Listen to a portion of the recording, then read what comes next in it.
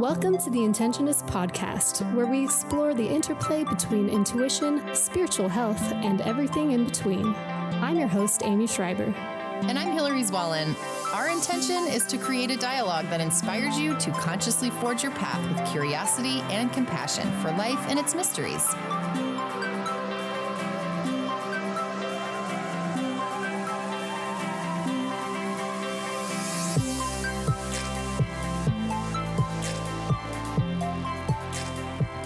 Hello, fellow Intentionists. In today's episode, Aimee chats with screenwriter Paula Redlefsen about exploring and sharing our inner emotional landscapes through creativity, embracing and examining complexity in writing and in life, and both creating and destroying stories as a spiritual practice. They begin with a discussion on the liberating function of creative expression and navigating the strong emotions and obstacles along the way. Paula shares insights on integrating masculine dramatic storytelling and feminine epic storytelling, and a helpful film metaphor for understanding and approaching the mind. They close by exploring the power of intention and resistance, the practice of de-storying, tango and improvisation as present moment meditations, and the magic of collaboration. A little about Paula. So Paula is a native German who studied acting in New York City after being raised on a boat. She discovered film from both sides of the camera when she returned to Berlin, working in English language productions, TV movies, and international cinema in different positions such as actress, video operator, dialogue coach, casting director, and assistant director. For those of you who are you creatives out there working in the industry, I'm sure that resonates with you. She also made her own short films and studied film history at HFF Potsdam Babelsberg, screenwriting at Ars Nova, and script development at Masterschool Drehbuch, Berlin. And please forgive me for butchering the German language. Her focus turned from directing to writing scripts once she became the mother of 2 children. And she now writes female-driven film scripts and series with the occasional play or short story in between. Her favorite genres are comedy and drama, and the heart-opening, gut-wrenching, laugh-with-tears blend of these two. She is also the founder of scriptdoc.com, a social media network for screenwriters. And something that really stuck out to me about this interview with Aimee and Paula was Paula's honesty about storytelling, about real life circumstances. And she got really clear and had some really interesting anecdotes about what it's like to be a woman in this world where we are kind of redefining what it means to be in a man's world and really reclaiming so much of who we are. So I think you're going to really like this episode. So without further ado, I turn it over to Aimee and Paula. So Paula, thank you so much for joining me today. This month on The Intentionists, I told you we're exploring kind of emotions, the subconscious, and creativity. And you've been involved with acting and screenwriting and this whole creative process for many years. So can you talk to me about your own creative process as emotional exploration? Yeah, well, first of all, thank you for interviewing me. This is my first interview. And of course, I imagined me being given some kind of award and being interviewed by people very often, because everything that I did was kind of trying to communicate what was going on inside of me to the world and to find a connection through creation, and not through basically telling people what I think or feel, but by showing them in some larger way. And I'm just really in the past year exploring the question why on a more spiritual scale. And I find that is basically the key to everything that I've tried to do before. So I really think this is a great first interview to give.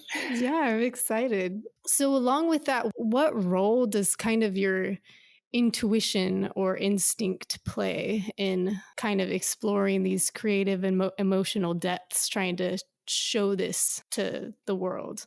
Well, I guess what starts in the beginning is to feel that by reading books or by watching films, I see my own experience reflected in such a way that I recognize myself. And I'm so happy that this is shared, that this is something another person has experienced, thought about, expressed, and I'm not alone. And also, it's not a two-person conversation, but it's something that is really part of the cultural environment where it's, people watch a movie together or they read a book and then who knows, might discuss about it. So bringing this inner world out into the culture seems like such a liberating step to me, that I always felt like, yes, this is healing, this is good, this makes people seen and heard and also less lonely.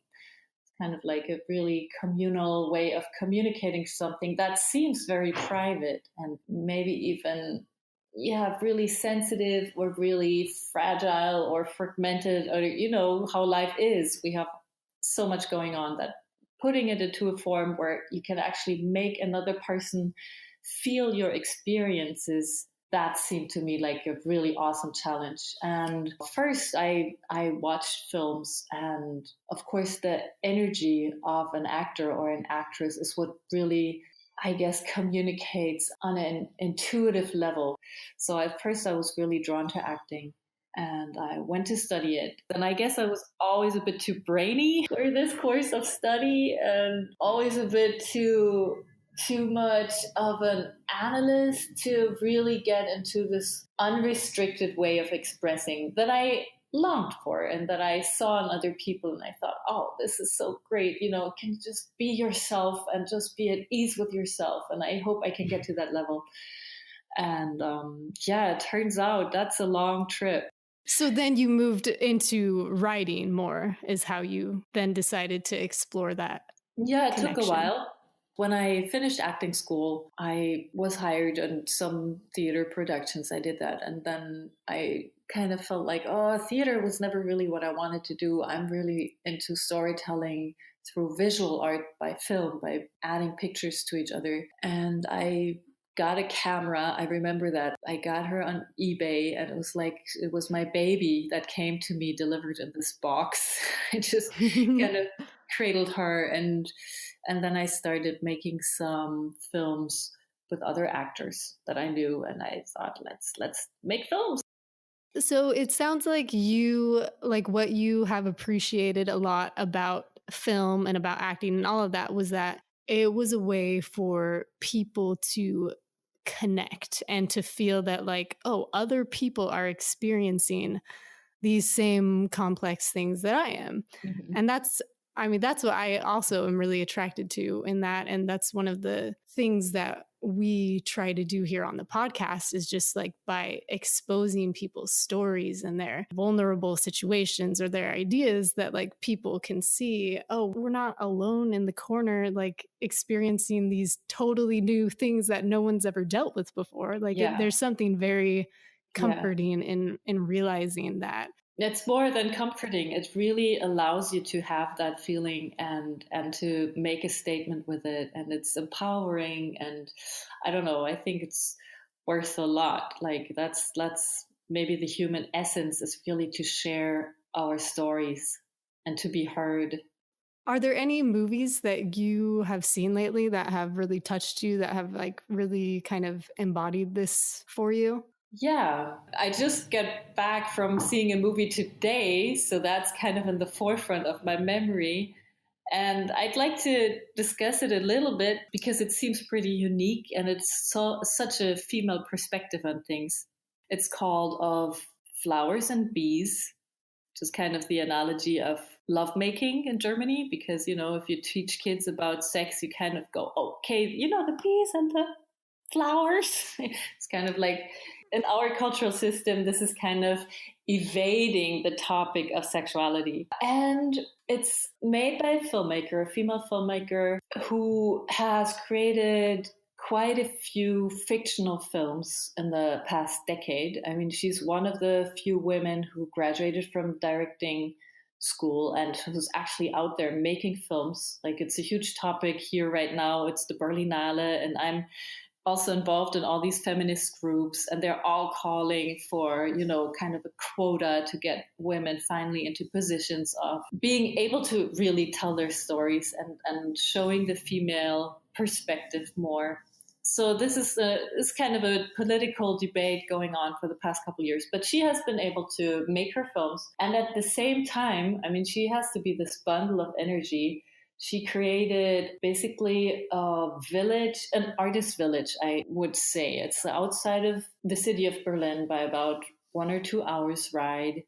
And it's a small, really forgotten town. I mean, we're surrounded by also not the most prosperous countryside. So it's like this little forgotten town. And she, I guess, bought some land with her husband and 2 children, and then got a lot of other people to come out there and to join this dream. And she made a film about the process of it, which seems totally natural. It's like a documentary about this urban people going out and romanticizing nature and living in it and making their own food, but at the same time encountering all these little obstacles that really destroy the romanticism of it.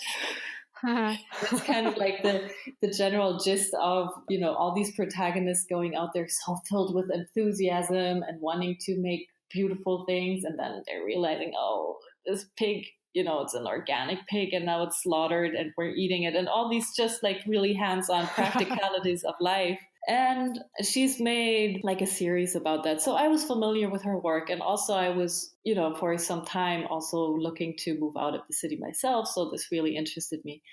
And now comes the twist. During filming this, she realized that she had fallen in love with one of the guys who was helping build this community while still living with her husband and children. And they opened up, it just kind of naturally happened without much discussion. They opened up the relationship and there were 2 men in her life while she was making a documentary about her life.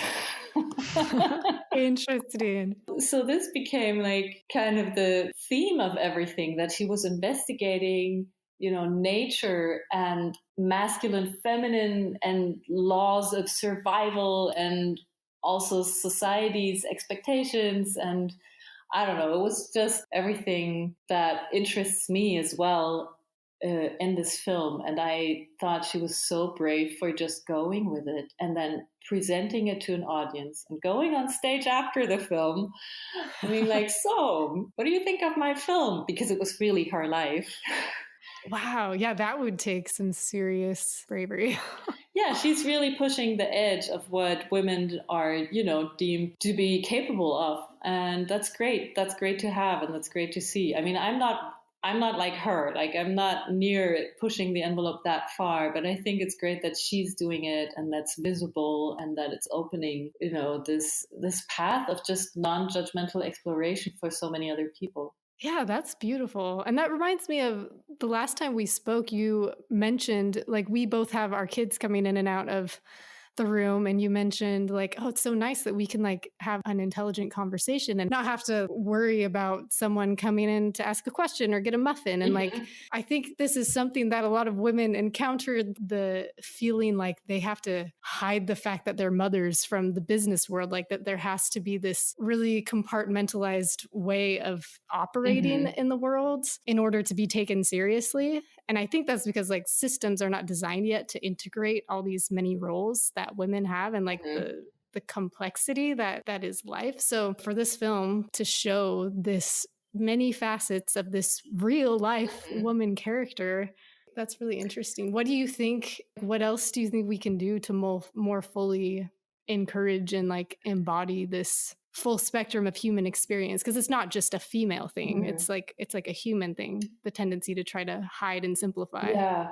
Yeah. I mean, I can just start from my own experience. I became a mother when I was 32, and I was really longing to be in the filmmaking industry and getting paid and having some kind of job. And it was so hard to even just, all the jobs that were out there really meant, well, leave your kid in the nursery or in the kindergarten for about 9 to 10 hours a day. And, that's impossible. If you have a little kid and you can't even leave them in it's a matter, of course, of you willing to do that, and also of there's even childcare available to support that. So, I mean, for me, both was a no. Like, I couldn't imagine being gone for that long. And it was expected over and over. Like, each time I tried, it just backfired on me. And also I experienced some really harsh rejection because of it, also by other women who didn't have children and who didn't know what it was like, and who said like, if you're working like that, that's like,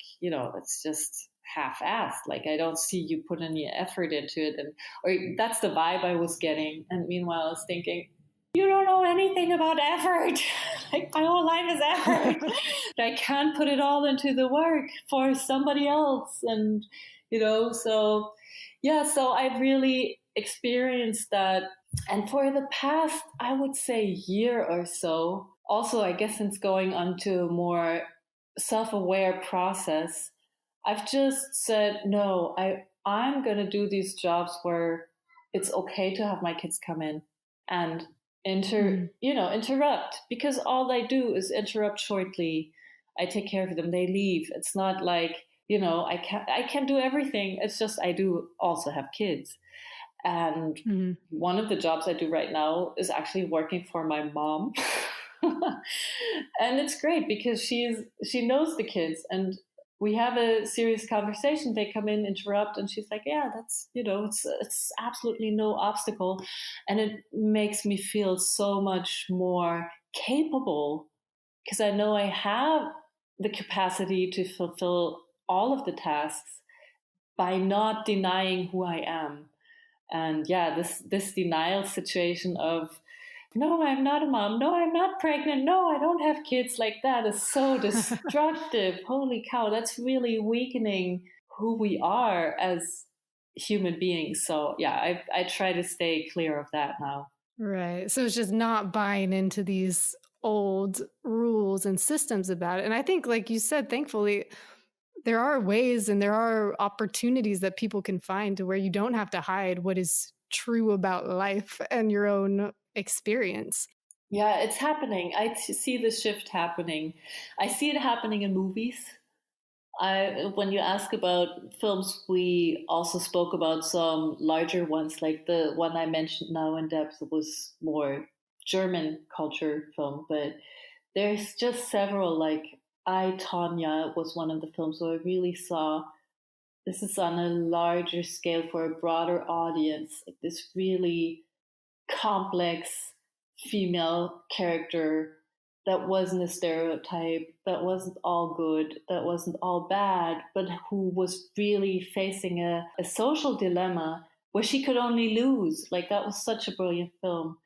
Or Roma, I saw recently, and The Favorite, also a film about 3 women who were just in these power games because they had the society, wrapped around them like that. Like, none of them was really in a position to do it any other way. And I think now is the time where we are able to do things a little differently and to say no to the jobs that require us to negate that we're mothers, for example, or to not have children in the first place in order to get one of those really attractive jobs like in filmmaking.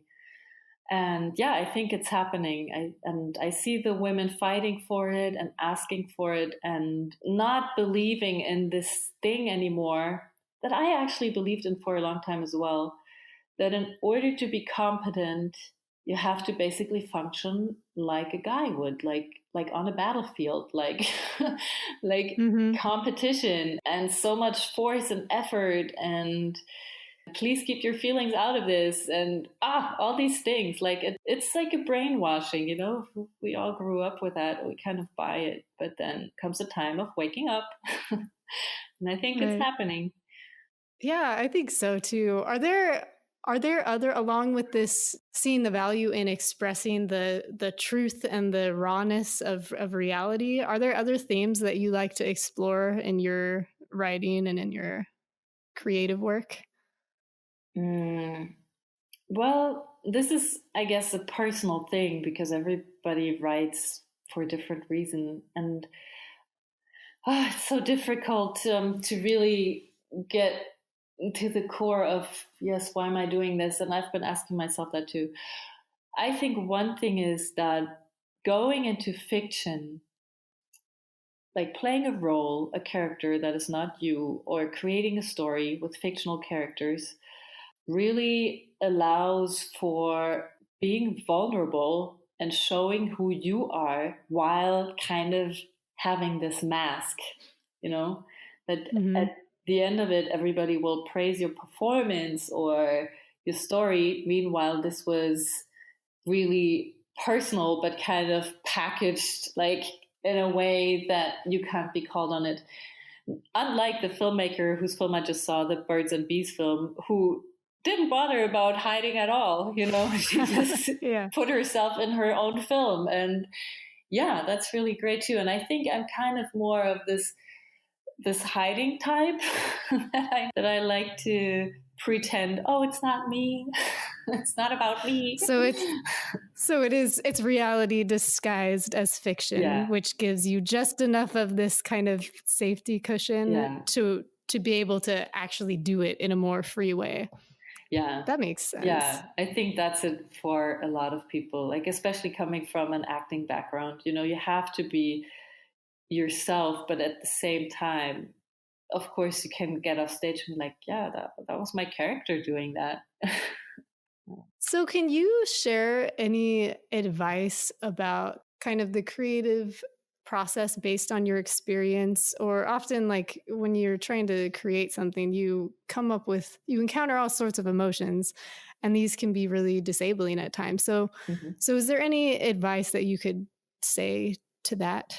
Wow. Well, there's tons. Like, there's so much stuff and literature and courses on what to do when you're a blocked artist because it's horrible. It's like one of the worst feelings. Like, you just kind of, it's depressing and you want to create, but somehow you're in your own way. And yeah, there's tons of literature on that. And I think what is crucial, and it's so close again to like a spiritual practice, is to bear with yourself through the defeats, like through the stages of when you're not sure if this is going to be good, or when you're actually thinking this might be total crap, or I have no idea what I'm doing. To have these thoughts and kind of not listen to them, to just kind of see them arise for what they are, negative and destructive, and have them and not fight them, and just keep persisting and trying to get back into what ignited your passion in the first place. Like that is so, that is so basic and so big. Like if you can't get past that, like you can't really create, because then you'll judge it, and as soon as you judge it, it just starts getting all twisted and strange, and yeah, then you possibly drop it and not try again. Yeah, I love that you brought up just allowing yourself to see these thoughts for what they are, and you're not trying to hold them back. You're not trying to repress them, because that's what we were talking about last week in dealing with emotions, how it's not something that you can ignore. Like the only way that they're not a problem for you is if you allow them to just pass through you and drain off. And yeah, you kind of have to be like Teflon, like washing off, it's not sticking. Yes. Yeah, and it's difficult to always have that, because of course, I mean, if something gets tested, somebody else tells you like a negative critique, or it's hard to maintain that, because of course it can really hard to feel like you're rejected as an artist, like even more so in a way than as a person. I mean, that's maybe bullshit. I'm just saying that that's kind of true for me. That's what I've experienced as almost more personal than somebody not liking me as a person. It's like, yeah, okay, but you don't like my work? Oh no. Well, I think that's pretty normal for most people who have spent like a lot of time and a lot of thought into creating something. Because it's easier, I think, to spend time and thought into creating this thing that can be viewed as external to us than spending time and thought in like creating ourselves, like viewing ourselves as this creation. So maybe that's where it seems more personal, even though it should be the opposite, essentially. Well, I guess we all have also our own areas of insecurity.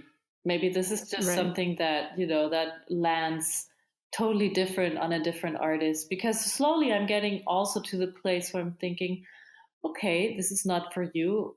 That's just because you're not the target audience. And that's not because you don't get it, is because, yes, it's not directed towards someone like you. It's meant for somebody else and they will understand it. So slowly I'm getting more into that mindset that I'm sure a lot of successful artists have, that they keep creating despite people not understanding it. Right.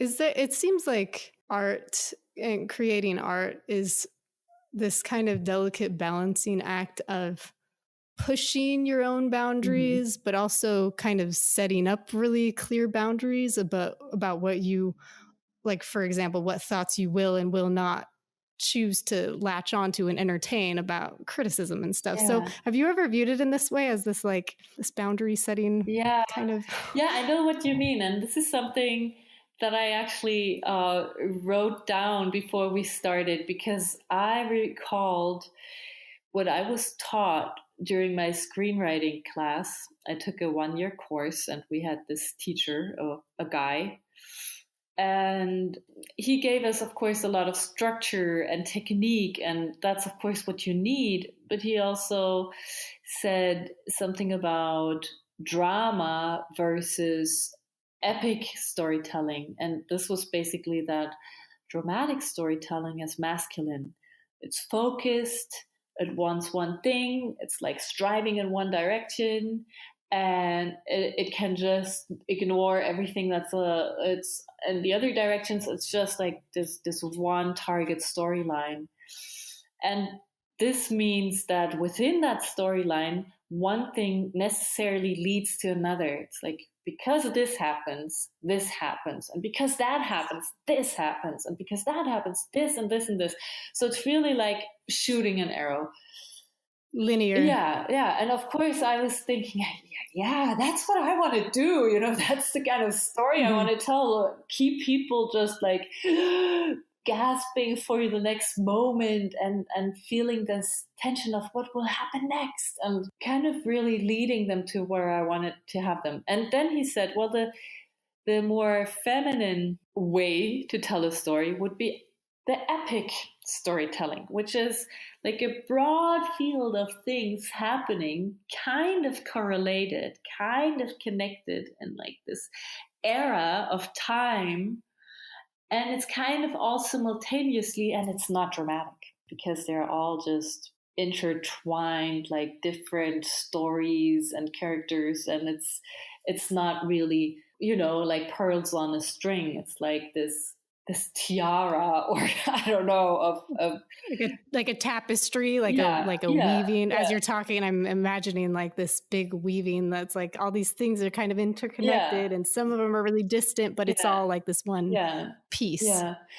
And it's funny because this came up in my mind today, and I was really thinking, I believed that all of this time. I believed that this was the masculine and the feminine mindset, or this is how we perceive the world. And maybe that's why at times, or very often, I find myself, including so many side aspects into a story that deem me as important as the main avenue, because I'm thinking, well, this is really important too, and this character, and look what's happening to them. And I start actually weaving a tapestry while I kind of want to shoot the arrow, and then being hard on myself because of that, because I think, well, feminine, that's just weak, and the masculine narrative, that's really strong and powerful, and that's really what keeps people watching or listening. And it's funny, like, of course, now that I'm saying it like that, I'm deeply questioning it.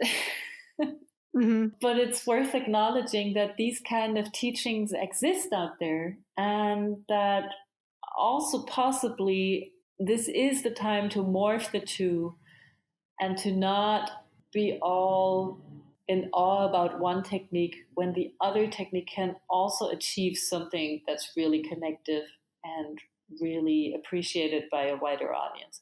So I don't know, I guess I would like to be able to blend both ways of telling a story. That's a really interesting point. And as I'm listening to you talk about it, it's giving me all sorts of understanding about how when I've had disagreements Mm-hmm. with people and it's been about that, like I'm having a lack of clarity, I'm introducing confusion into it because I'm like into some discussion. Mm-hmm. It's like something that I feel is like it's a really side detail to everyone else. But to me, it's like, no, this is like the crucial, important key. And this is the thing that I need resolved before I can like understand the rest of it. Uh-huh. And it's like exactly what you said, though, that this is like the weaving of like non-linear way of thinking, Yeah. which if you're trying to fit it into a masculine or like a linear direct Mm-hmm. point and like be clear and concise and all this, it doesn't work. Mm-hmm. So yeah, so the question is, how can we integrate these two ways of being into like a more harmonious whole where we can be both, we can like Yeah. express both ways. That's really interesting. I really like how you just Yeah. explained all of that. I see it happening actually in the discussions within the screenwriting industry really are happening along the way, that we are all trained to think of the hero's journey as like that's like the narrative. Mhm. You know, I can't summarize it now, but you've all seen it in films. Just Right. think of Luke Skywalker, like he's the perfect Right. hero's journey. And what's happening now also with the revolution of digital formats or series produced specifically to be streamed is that it's getting more experimental and more complex in terms of storylines. Like even the hardcore minimalist dramaturgs will say, no, you can't really focus on one character now. It's just not doing justice to the complexity of the world. It's always systems, and they're within systems, and we have to think about these systems and show how the systems work, because that's actually what needs to be changed, not the hero. Mm-hmm.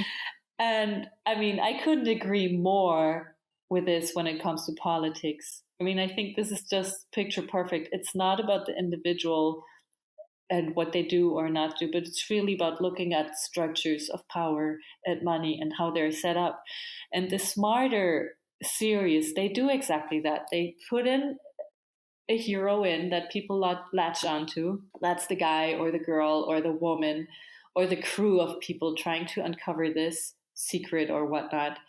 And then it's like the camera opens up and we see more and more of the system they're actually in, which they aren't even completely aware of that. But during the series, this will get uncovered and uncovered. And it's so smart. Like, it's so smart. It's also really for a smart audience who already understands that you have to kind of open up the view on understanding why is it the way it is. So, yeah, I think that is merging the epic and the dramatic narrative in a way. And that is beautiful. Yeah. So it's really this quest to kind of uncover the patterns underneath the patterns, like the collective patterns that the individual is patterning their little patterns after. So, yeah, that's an interesting view on it. I like that. Does sound like hopeful. That sounds like integration, which is what I really appreciate that. Yeah. So our symbol, our logo for this podcast is the moon. And we've been talking about like, what is the moon as a symbol? And like, it's kind of this invitation to explore the subconscious and like the deep emotions, these underlying cycles and patterns that are running you know, kind of shedding light on what is hidden and what is not seen. So with that, it has me thinking about dreams a lot. Do you have interest in dreams and exploring them? Like, do you use them in a creative way? Is that something that you pay attention to? Yeah. I mean, I wish I could just, put my dreams on a DVD and sell it. Like, that would be so nice. No, I've always had dreams that were really real to me and really visual and really emotional to me. So that's why I think I'm drawn to filmmaking. And I spend a lot of time also journaling and doing dream work. And just really, I believe that there's something really powerful in dreams. But the thing with putting them into my work as a storyteller now is no, that hardly ever merges. I never really dream of the story that I'm writing about during the daytime, for example. Then I need to be daydreaming. If I want to flesh out a scene or go into a story or be in the character's mind and heart and environment, I daydream. And that never really happens at night. Like I never get a visit from my daytime characters in my nighttime. It happens to colleagues. I know that some of them say yeah, sometimes they have the end of the movie, they see it in their dreams, and then they just have to write it down. So it does happen, not for me yet. Who knows? Can you tell me like a little more about your spiritual life, and like have you ever viewed creativity as a spiritual practice, and like kind of what are you doing to explore? Yeah, well, maybe go one step back because you mentioned your logo, but I paid more attention to your name, which is the Intentionalist, right? The Intentionists. The Intentionists. Yes. Okay. It's a made up word. It's okay. It's a made up word, right? And I'm not a native speaker, but the Intentionist, that rang such a bell because this is kind of how I see the creative process. It's like what really matters is the intention. And that's kind of like why you're even writing this, because you have the intention of maybe showing people these things about society that they haven't seen before or not noticed before, or you have, some kind of intention. It needs to be there. And the clearer you know what it is, the better. Like the more you can articulate it, because you have to also navigate the process of having all these other opinions or ideas popping up in your own mind, or people, wanting this or that for their network, whatever. But as long as you feel like, okay, my intention is still intact, that really helps navigate that. And then the interesting thing I discovered, and I think it's universal, is you have an intention, you step towards it, and instantaneously you will be faced with what's in the way, like psychologically, like the resistance you have to it, because there is a worthy goal. And then things pop up and they're really annoying. Like this could be the writer's block or the self-loathing that you can't do it as well as you want to. But through my experience of now a couple of decades doing this, and maybe this is really slow, other people have realized it before, that these are all the things that are actually, that's like, it's great they're popping up, because as soon as you have the intention, you step towards it, you will be faced with what's keeping you from it and be able to maybe transform that, accepting it as part of yourself, loving it, taking care of your inner child, whatever it is, and whichever language. And I think in so many other lines of work, we're conditioned to push past that and see it as an obstacle and see it as something that shouldn't be there, and be, annoyed that there are all these obstacles. And this is really the spiritual practice, coming back to your question. If I see all the obstacles in my creative process as bad, that they shouldn't be there, I am royally fucked. Like it's just not going to work. Like it has to be the other way. That yes, there is this intention. Yes, there are the obstacles. That's the beauty of it. And let's work with that. So using the obstacles as a chance to constantly revisit your intention, like as a reminder to yourself, like, why am I doing this? And is it worth it in the face of this? And like, it's just a chance to kind of, it frames your intention. It asks you over and over, like, no, I have to say, no, I have to differ. No, because that makes it seem like the intention is the plus and the obstacle is the minus. Like they're on two sides of the scale and have to be weighed. But I'm saying more, no, the obstacles are the path. They're the path to Ah, getting actually to where you want to go. You want to they embrace are the them. way. They're the path. Yeah. Like dealing with Ah, them okay. will make you see what you have to do next in order to get closer to your obstacle.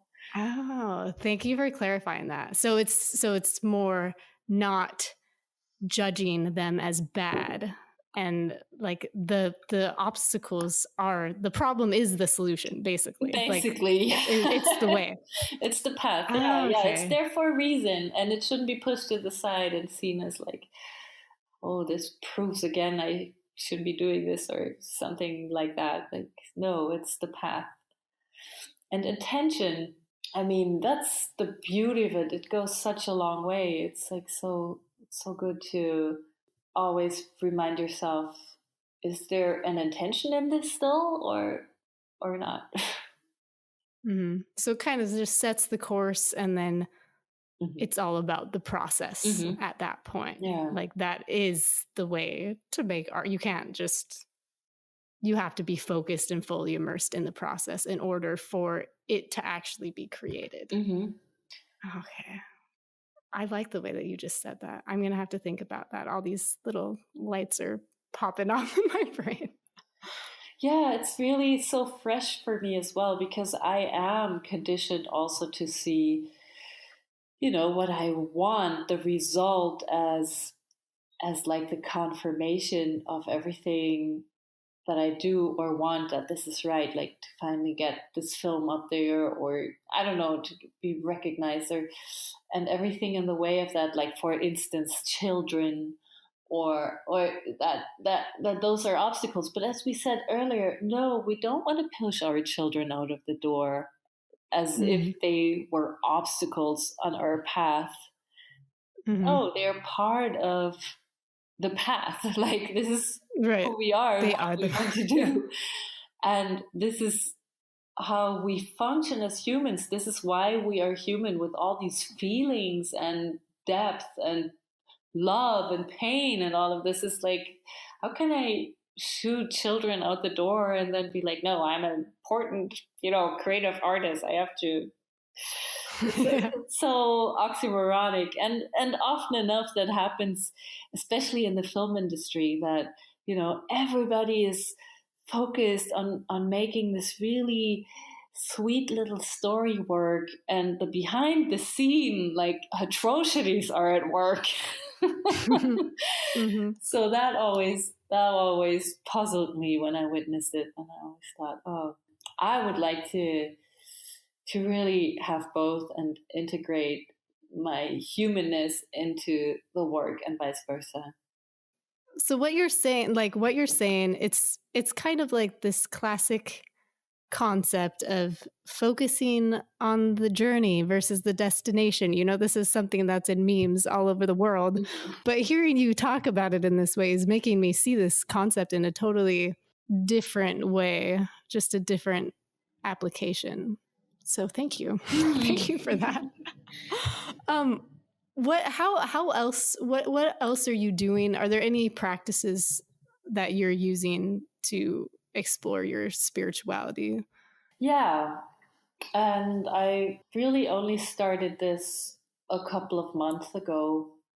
And now I'm hooked. Like, now I'm such a researcher also for what works, and testing this exercise and this meditation and this. And so I can't really say that I'm anything but like an enthusiastic pupil. I can't really teach about it.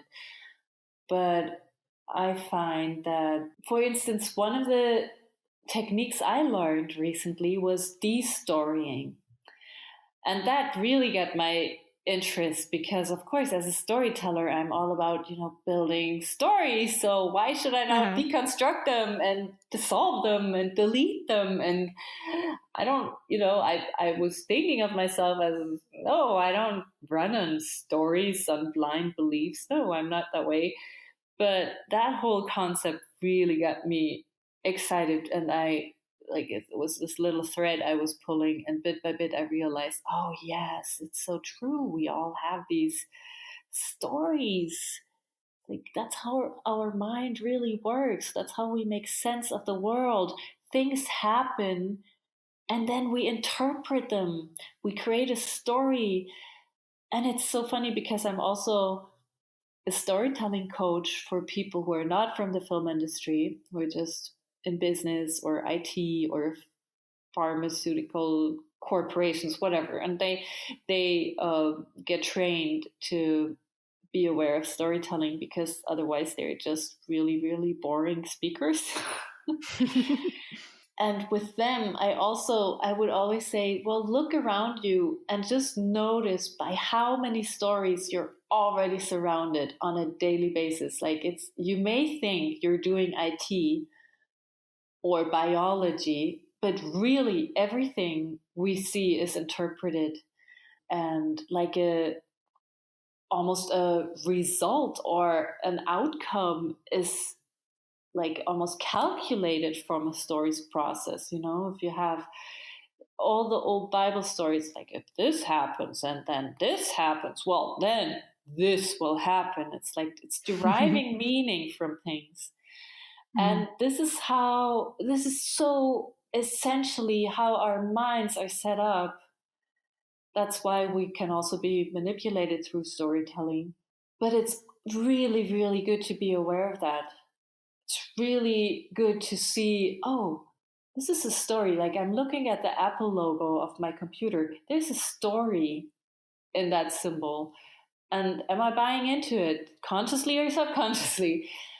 And yeah, that whole thing made me kind of want to tell less stories and fewer stories and grab people's attention, not by storytelling, but just kind of going a U-turn on my profession. So I'm still exploring that. I can't give you any finite results. It's just good, I guess, to notice it and then try to create the best possible stories. That's what I want to do. That's so interesting, like seeing you describe it that way from a storyteller's perspective.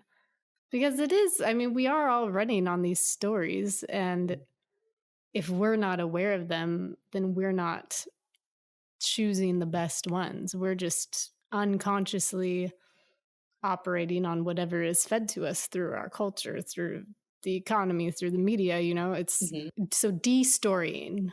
Yeah, or the subconscious beliefs that we create as children, which is, I did this, then that happened, and then this happened, and now it's my fault or something. Like children will, also deduct meaning from possibly random things. Like, that's the worst thing, maybe it's random, maybe it's not a drama, maybe it's epic, maybe things just happen. But our minds are constructed so we try to make a story and deduct meaning from possibly things that weren't, set up to teach us that, but we interpret. And once these interpretations are in place, they are, I believe, like little movies that keep reoccurring and replaying and causing, emotional patterns and behavior leading to reconfirming these movies and, the loop. Like, that's just kind of the work we do to become aware of these little mind movies that we tell ourselves, possibly. Yes, this is why we go to therapy as adults to undo all of our childhood stories and beliefs that we didn't know we were adopting.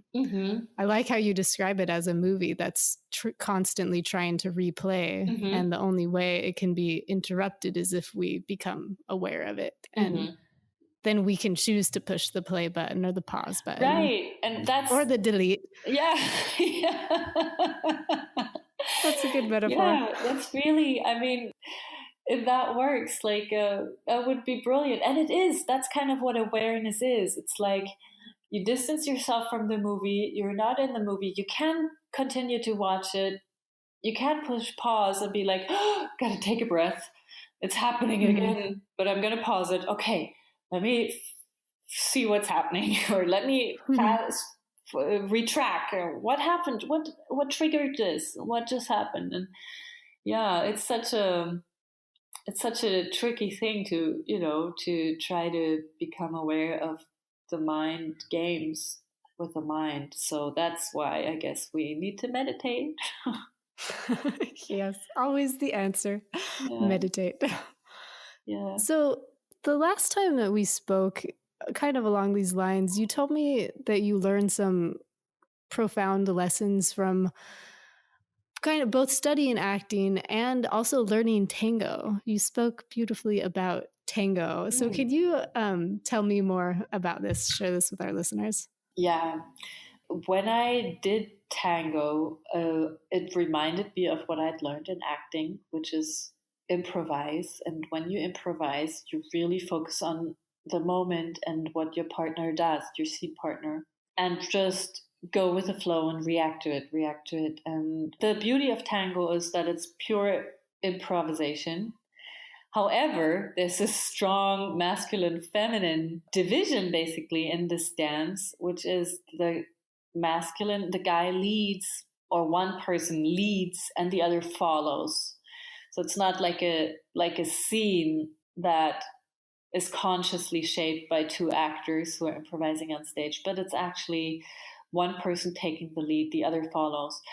And through that, obviously, it will become its own entity, like depending on the energy really your partner brings into this joint improvisation. And what I loved most about it is that, yes, you have to be completely sensually in the presence.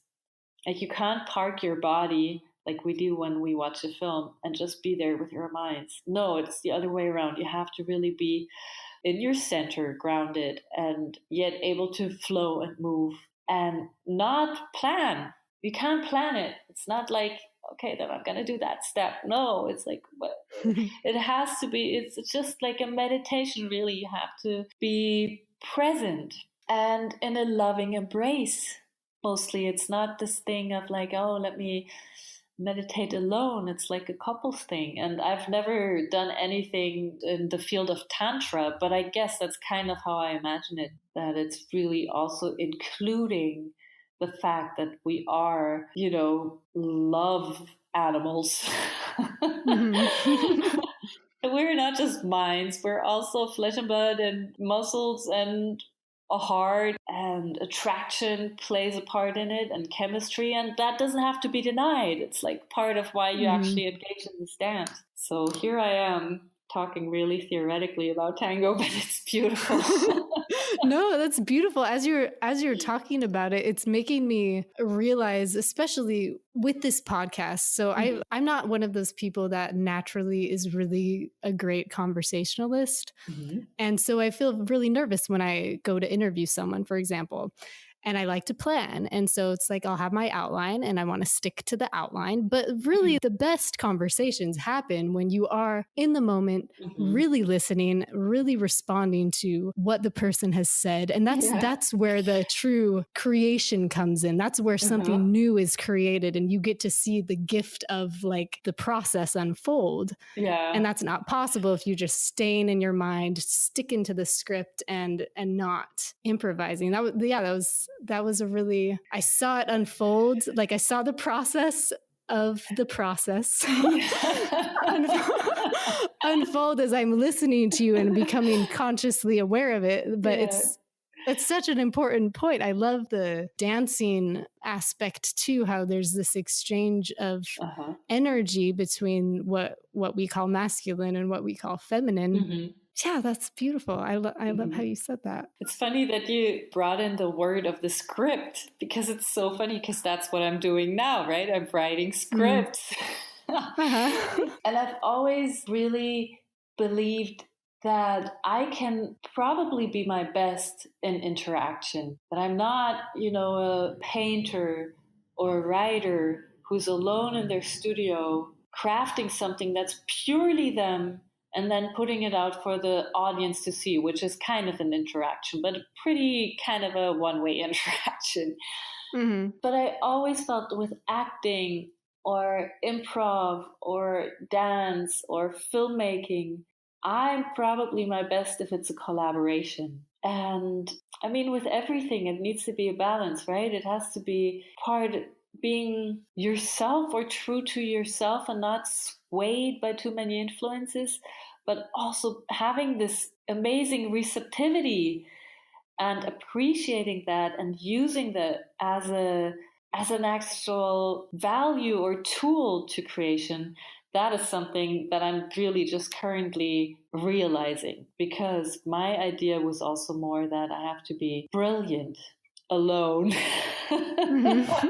And it doesn't hurt to be brilliant when you're alone, and it doesn't hurt to be entertaining to yourself and your own thoughts. But it's really, it takes a bit more trust and a bit more risk to having to rely on others to make what you want to make. Yeah, I love that. I really love that. I love that about life and about the arts. That's a beautiful point. And that really is fundamental to all relationships, like whether it's a marriage or between a parent and child or a friend, like that is serious work. We talked last week about other people being like mirrors for us. Like that's how usually through other people is how we confront our deepest issues, because they alert us to them, you know, in one way or another. And so I love too how you brought up the fact about in tantra and in dance, like there's this not a denial of the physical body and its desires and its energy, and like the fact that it just actually exists. Like we're not just little brains walking around, we are these whole beings. Yeah. And I think in relationship with other people, it helps bring more aspects of our wholeness out. Like we have to engage with more parts than just our mind, because our mind, at least what I've seen, is that by itself doesn't get me very far. You know, it only gets to a certain point, and then the real magic, the real creativity, the real beauty happens when the rest of it comes out, and the real vulnerability is happening, and the merging of two energies or five energies or whatever you are trying to create with, and depending on how many are involved. So yeah, that was beautifully said. We've been talking for an hour now. Wow. So to close, tell me about kind of your current projects and how listeners can contact you or learn more about you. You have some cool things going on. Oh, okay. Well, as a screenwriter, I'm also the host of a webpage called scriptdoc.com. And this is dedicated to writers who write films, and who are usually alone, struggling through the process of writing something by themselves. And sometimes, beating themselves up or even having epiphanies and nobody's witnessing it. So I felt like, I want to make this a team sport again. And everybody can work on themselves and their own projects, but let's share the process. Let's share the ups and downs. Let's share the internal battles as much as the external battles. Let's, advise and help each other. And yeah, that's the purpose of that site. And we're doing an upcoming screenwriting marathon, which is in the months of March, that everybody who wants to write a script in that time or feels called to, because most people in this film industry juggle the financially well-paid projects with the ones that they really have their hearts invested in.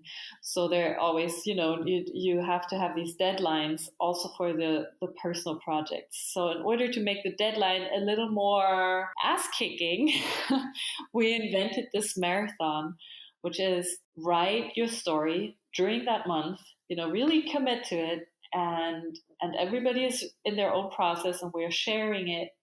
And it's actually writing 3 pages of screenwriting format a day will lead you to have a 90-minute film script at the end of the month. And it's so doable. Of course, you have to prepare it. Of course, you have to know the story and know the characters beforehand. But sometimes we know all these things. We still kind of doubt and hesitate. And to really say, okay, we're dedicating this month to actually getting that story out on paper or, out onto a document on your laptop is such a crucial part of creation. And from my experience, I've been doing this for a while now. I've found it miraculous how much I can achieve if I put myself down, feel inspired or not, and having to write 3 pages a day. Like that's maybe comparable to daily meditation. It's a game changer.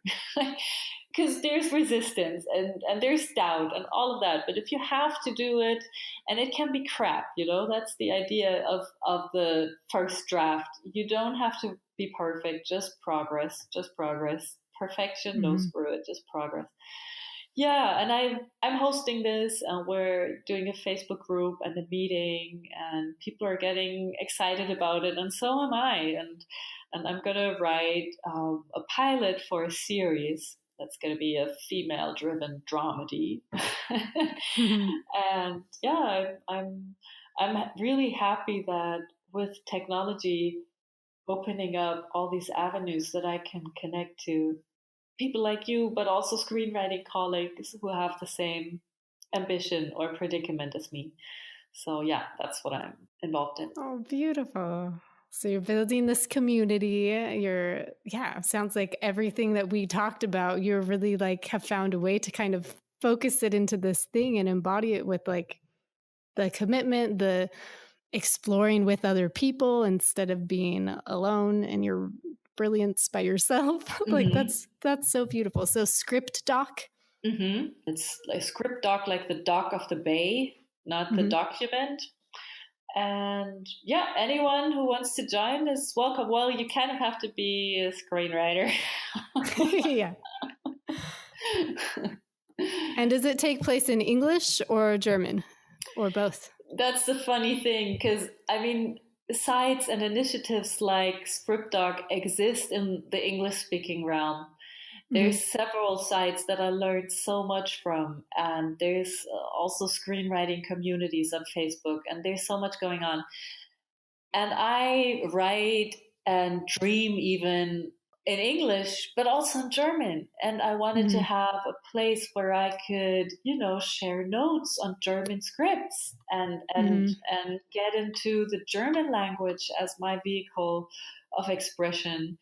And there I really didn't find anything, because we're just, I guess, not trusting the internet as much.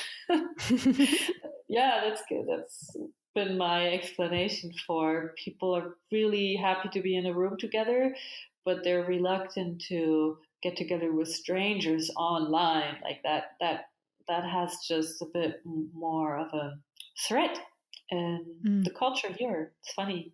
Interesting. Well, that's beautiful. I'm excited to hear how your next script goes. And thank you so much for talking with me, Paula, sharing all your wisdom. That was a beautiful conversation. I really enjoyed it.